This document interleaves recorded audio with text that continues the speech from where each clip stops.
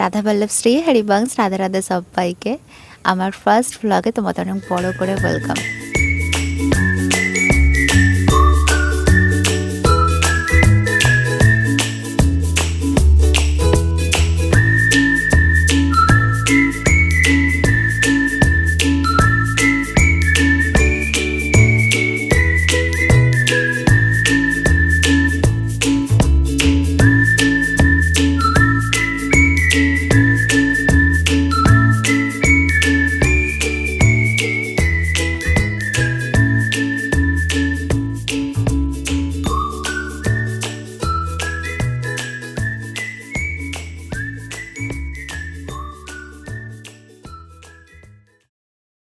তো যেহেতু এটা আমার ফার্স্ট ব্লগ, তো আমার মনে হয় একটুখানি ইন্ট্রোটা দিয়ে দেওয়া বেটার হবে।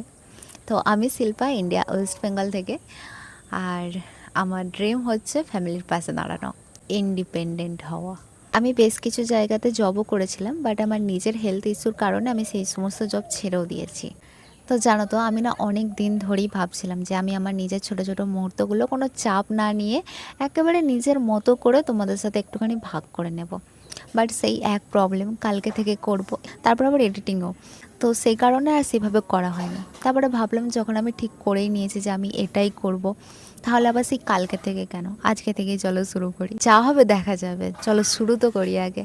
যে বললাম জব ছেড়েছিলাম, তার মেন কারণ হচ্ছে আমার মাইগ্রেন আছে। তো সেই কারণে জানোই, মাইগ্রেন থাকলে ফোনের বেশি কাছে থাকাও যায় না। কারণ আমি যেহেতু কল সেন্টারে কাজ করতাম, তো সেই হেডফোন 8 ঘন্টা এরকম কানে দিয়ে রাখা, তো সে কারণে ওটাও আমি ছেড়ে দিয়েছি। তো মাইগ্রেনের প্রবলেম প্রচুর বেড়ে গেছিলো। আমার মাইগ্রেন ছিল বলে আমি সেটা তখনও জানতাম না, আমার প্রবলেম হতো আমি ছেড়ে দিয়েছিলাম। মাইগ্রেন হয়েছে আমার এই সপ্তাহখানেক হলো আমি জানতে পেরেছি। এখন আমি মেডিসিন নিচ্ছি, এখন একটুখানি ঠিক আছি। আর আমি চাই না একেবারে আমার সবটা একেবারে পারফেক্ট হোক, আমি চাই যে আমি যেমন, আমি পুরো সেম জার্নিটাই আমি তোমাদের সাথে শেয়ার করতে চাই।